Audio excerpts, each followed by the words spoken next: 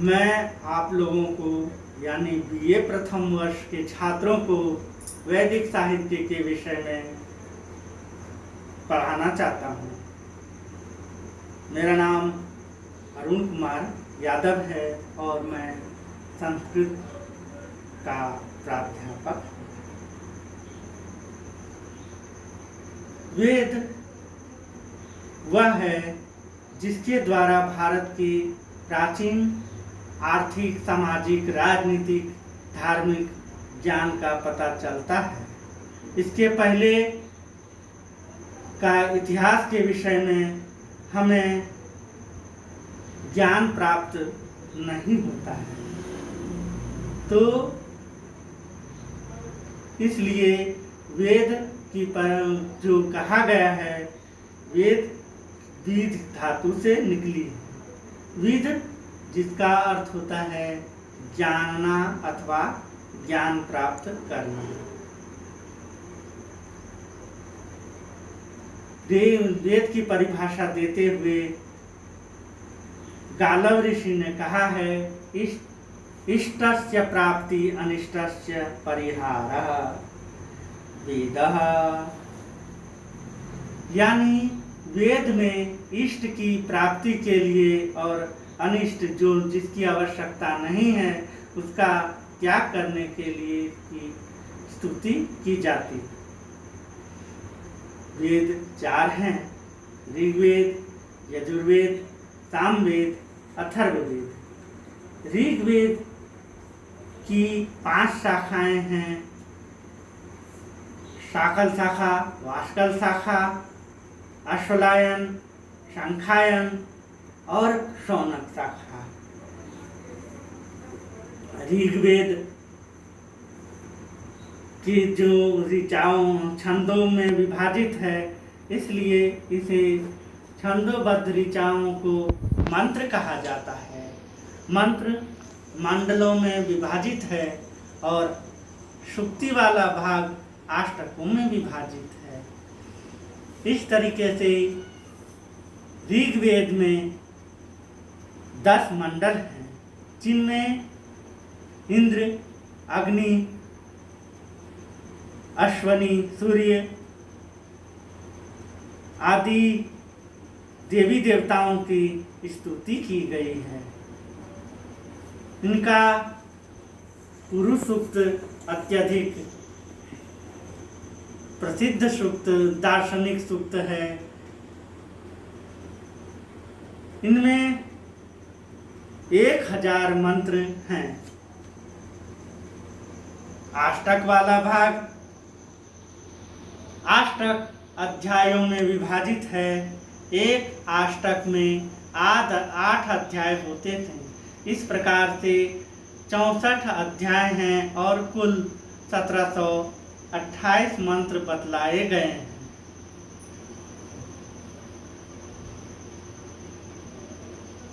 ऋग्वेद के बाद यजुर्वेद का स्थान आता है। यजुर्वेद 2 भागों में विभाजित है: कृष्ण यजुर्वेद और शुक्ल यजुर्वेद। कृष्ण यजुर्वेद बल्लियों में विभाजित है। इनकी 2 शाखाएं प्राप्त होती हैं: मैत्रायणी और बौधायनी। ये कहीं कहीं पद्यात्मक शैली में भी लिखी गई है, परंतु अधिकांशतः यह गद्यात्मक शैली में लिखी गई है। उसके बाद शुक्ल यजुर्वेद का स्थान आता है। शुक्ल यजुर्वेद में कर्मकांड के द्वारा याज्ञिक कार्यों को किस प्रकार से पूर्ण किया जाए, किस देवता के लिए कौन सा मंत्र होना चाहिए, इसके विषय में उसमें विधि विधान पूर्वक बतलाया गया है। उसके बाद उसमें 40 अध्याय हैं। 34वें अध्याय में शिव संकल्पम अस्तु है और 40वां अध्याय जो शुक्ल यजुर्वेद का अत्यधिक प्रसिद्ध अध्याय है, इसे वार्ष्णेय संहिता या माध्यनी संहिता के नाम से जाना जाता है। इसमें कुल 18 मंत्र हैं। इसे ईशावासु उपनिषद कहा जाता है। इस मंत्र के माध्यम से एकेश्वरवाद की व्याख्या वेदों में की गई है। सामवेद कांडों में विभाजित है और इस प्रकार उस सामवेद में मंत्रों का उच्चारण किस प्रकार से किया जाना चाहिए और किस स्वर में, उच्च स्वर में गाया जाना चाहिए, उदात्त स्वर में, अनुदात्त या स्वरित में गाना चाहिए, इसके विषय में बतलाया गया है। उसके बाद अथर्ववेद का स्थान आता है। अथर्ववेद तीनों वेदों से लिया गया मंत्र है और कुछ और मंत्र जोड़ दिए गए हैं। इनमें ऐसे मंत्र भी हैं जिनके द्वारा तांत्रिक कार्य किया जाता था। इसमें पृथ्वी सूक्त, राष्ट्रवर्धन, राष्ट्र की वृद्धि किस प्रकार से की जानी चाहिए, कैसे होता है, उसके विषय में प्रार्थना स्तुति की गई है। पृथ्वी को किस तरीके से पृथ्वी को माता मान करके अपने को पुत्र माना है, इसमें कहा गया है माता भवती पुत्रो अहम। तो इसके द्वारा बतलाया गया है। अब इन चारों वेदों के बाद उपवेद का स्थान आता है। संहिता, ब्राह्मण, आरण्यक, उपनिषद।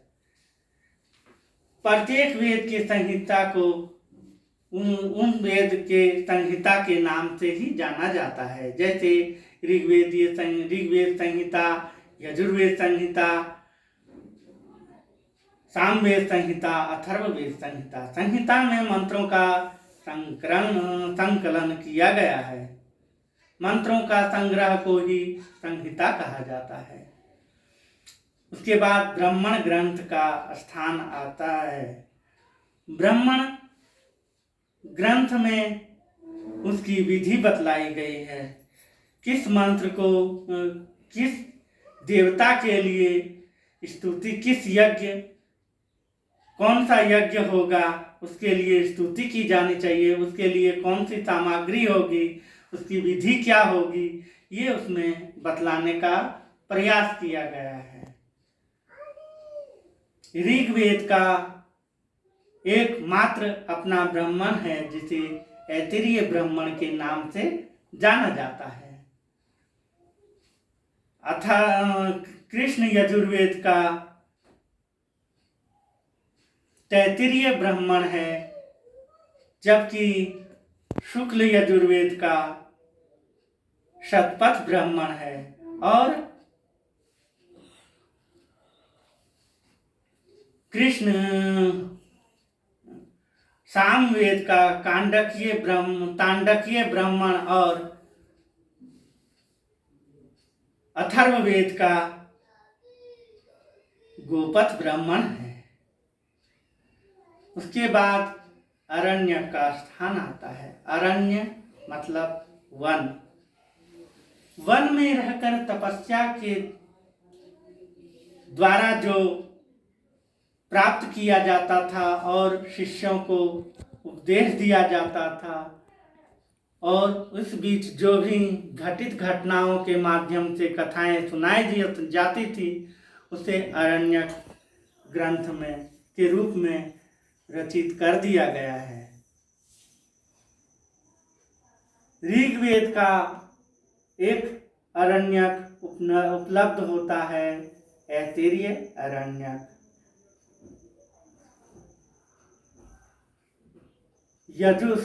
कृष्ण यजुर्वेद का तैत्तिरीय अरण्यक है, जबकि शुक्ल यजुर्वेद का कोई भी अरण्यक उपलब्ध उपलब्ध नहीं होता है। सामवेद और अथर्ववेद का भी कोई भी बृहदारण्यक नाम का एक बहुत बड़ा ग्रंथ है, उसमें केवल बतलाया गया है, परंतु यह नहीं बताया गया है कि यह किस वेद से लिया गया है।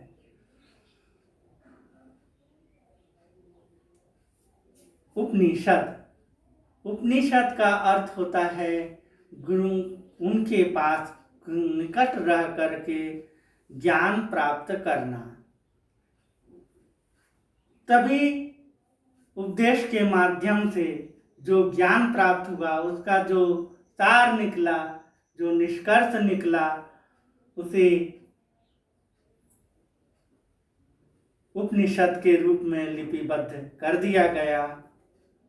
ऋग्वेद का एकमात्र उपनिषद ऐतरेय उपनिषद है, जबकि कृष्ण यजुर्वेद का केनोपनिषद, कठोपनिषद, तैत्तिरीय उपनिषद आदि हैं। शुक्ल यजुर्वेद के ईशावासु उपनिषद है। इसी प्रकार से सामवेद का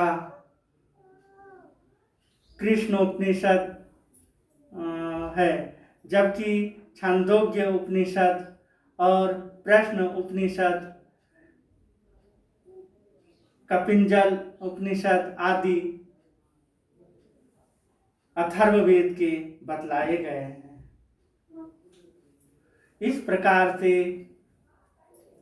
उपनिषद के बाद जब आवश्यकता हुई उनकी ज्ञान को विस्तार करने की, इन्हें और सुरक्षित रखना जा सकता है, क्योंकि विधि विधान जब तक ज्ञात नहीं होगा तब तक उसके विषय में जानकारी और सुरक्षित नहीं रखी जा सकती। वेदों को सुरक्षित ऐसे नहीं रखा जा सकता है, इसलिए वेदांगों के रूप में लिपिबद्ध किया गया, जिनमें शिक्षा, कल्प, व्याकरण, निरुक्त, ज्योतिष, छंद हैं।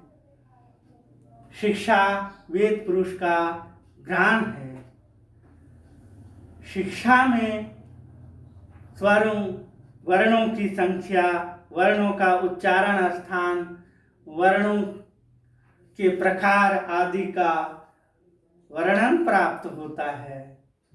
जिस प्रकार से घ्राण के द्वारा अच्छे बुरे सुगंध का पता चलता है, उसी प्रकार से स्वरों का अच्छे बुरे उच्चारण का ज्ञात होता है। उसी के आधार पे हम दोष गुण उत्पन्न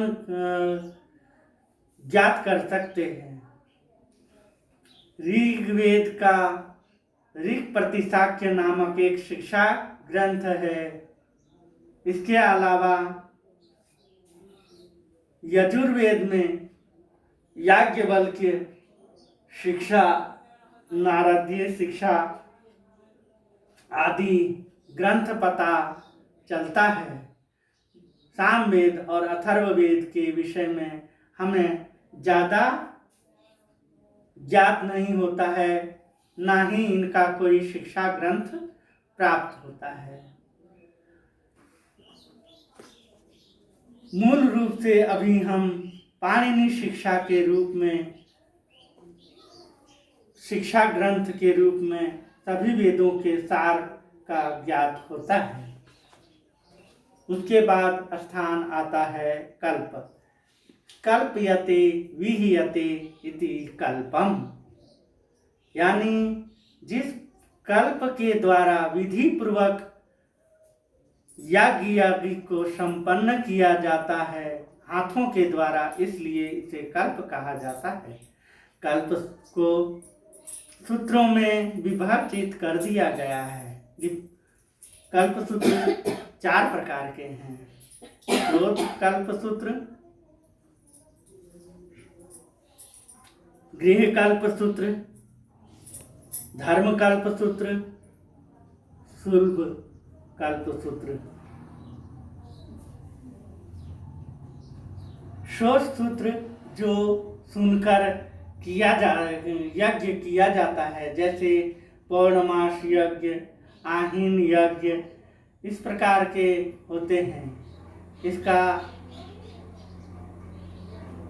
यह पूर्णमास यज्ञ, 10 मास यज्ञ, पूर्णमास यज्ञ पूर्णिमा से लेकर के अमावस्या तक होता था, और आहीन यज्ञ एक दिन से लेकर के 11 दिन तक होता था। क्या कर रहे हो बहन? उसी प्रकार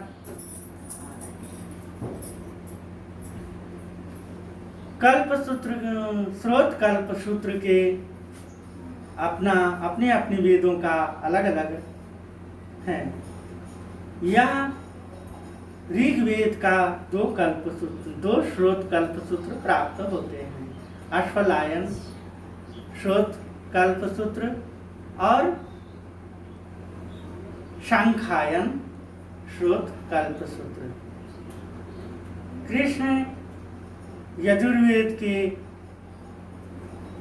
कल्पसूत्रों का नाम है वाधूल कल्पसूत्र, वशिष्ठ कल्पसूत्र, गौतम कल्पसूत्र, भारद्वाज कल्पसूत्र।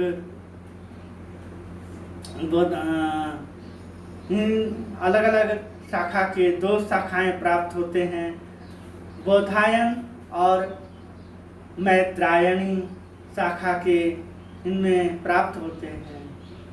उसी प्रकार से शुक्ल यजुर्वेद का अपना एक ही स्रोत कल्पसूत्र प्राप्त होता है, जिसका नाम कात्यायन कल्पसूत्र है। सामवेद के कोई भी स्रोत कल्पसूत्रों का ज्ञात नहीं होता है, जबकि अथर्ववेद की कौशिकी और शौनक 2 कल्पसूत्रों का पता चलता है। उसके बाद गृह कल्पसूत्र आता है। गृह कल्पसूत्र घर में किए जाने वाले यज्ञों के विषय में ज्ञात होता है। इनमें 5 महायज्ञ का स्थान आता है, देवी यज्ञ, अतिथि यज्ञ, मनुष्य यज्ञ और ऋषि यज्ञ। ये 5 प्रकार के यज्ञ होते हैं। इन्हें गृह यज्ञ के रूप में कहा जाता है। इनकी विधि विधान पूर्वक किस प्रकार से किया जाना चाहिए, इसमें इसके विषय में बतलाया गया है। धर्म कल्पसूत्र में सब प्रत्येक वेद का अपना अपना गृह सूत्र है।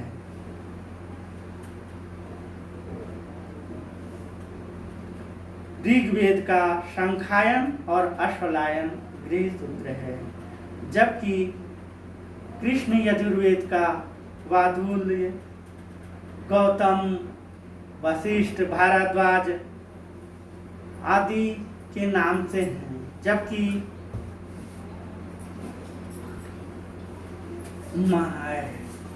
शुक्ल यजुर्वेद में पारस्वर गृह सूत्र है। इस प्रकार अथर्ववेद का और सामवेद का भी गृह सूत्र के विषय में ज्ञात होता है, लेकिन वह उपलब्ध नहीं है। उसके बाद स्थान आता है धर्मसूत्र का। धर्मसूत्र भी धर्म के संबंध में जो यज्ञ किया, धर्म के संबंध के लिए जो यज्ञ किया जाता है, वैसा यज्ञ को आश्रम में रहकर किया जाता था, उसे धर्मसूत्र कहा जाता है। धर्मसूत्र के अलग अलग वेदों का अपना अपना धर्मसूत्र है। जैसे अश्वलायन और शंखायन ये ऋग्वेद के हैं, और उसी प्रकार वाधूल, वशिष्ठ, गौतम, भारद्वाज आदि के द्वारा जो नारद आदि के द्वारा जो धर्म सूत्र की रचना की गई वो कृष्ण यजुर्वेद के हैं, जबकि आपस्तंभ धर्म सूत्र शुक्ल यजुर्वेद का एक मात्र धर्म सूत्र है। उसके बाद स्थान आता है सुलभ कल्प सूत्र का। सुलभ कल्प सूत्र वह है जिसमें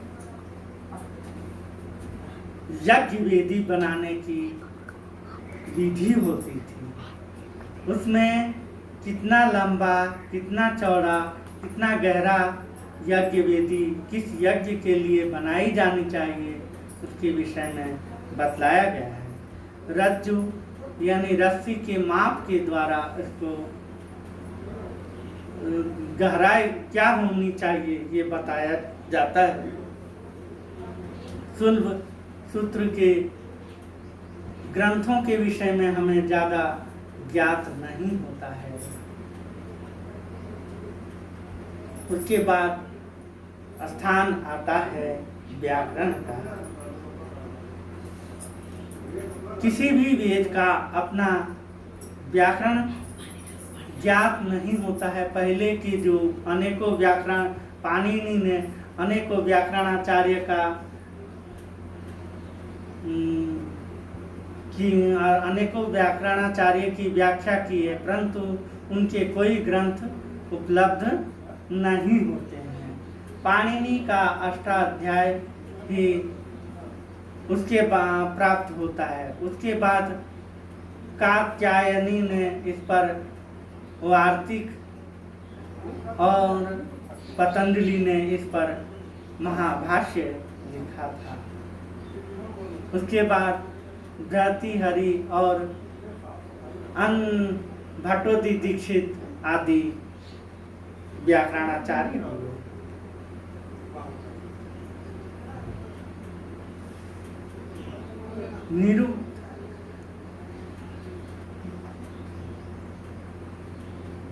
निरुक्त के द्वारा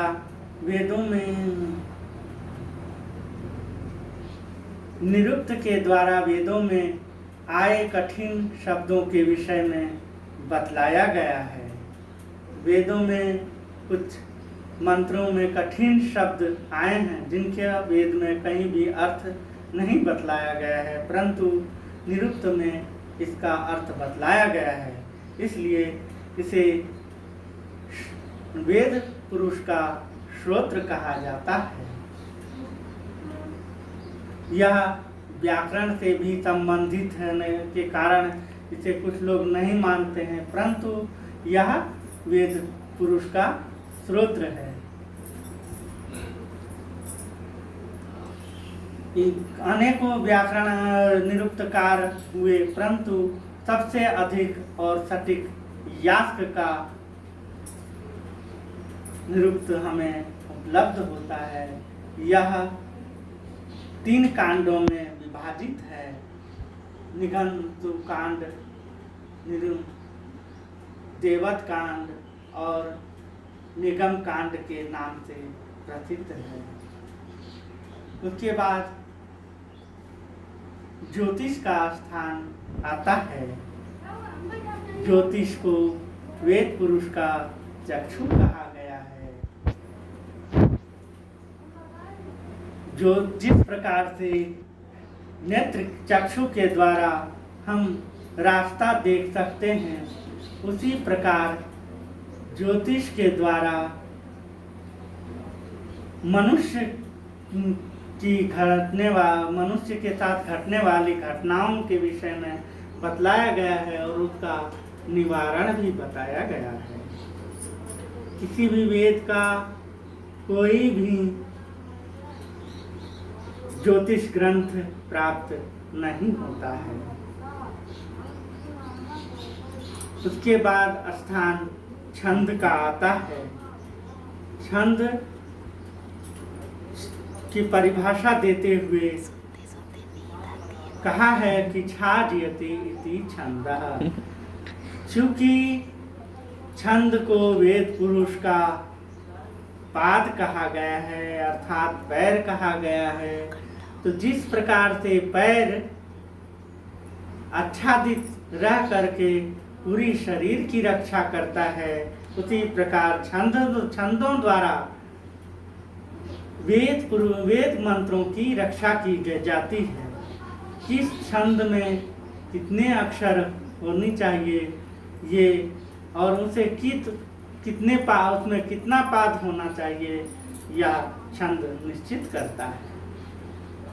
छंद दो प्रकार के बताए गए हैं, वारणिक और मात्रिक। वारणिक छंद के अंतर्गत गायत्री, बृहति, जगति, पंक्ति, अनुष्टुप, त्रिष्टुप आदि हैं। और मात्रिक छंद के अंतर्गत आर्या, उपेंद्र वर्जा, इंद्र वर्जा आदि छंद बताए गए हैं।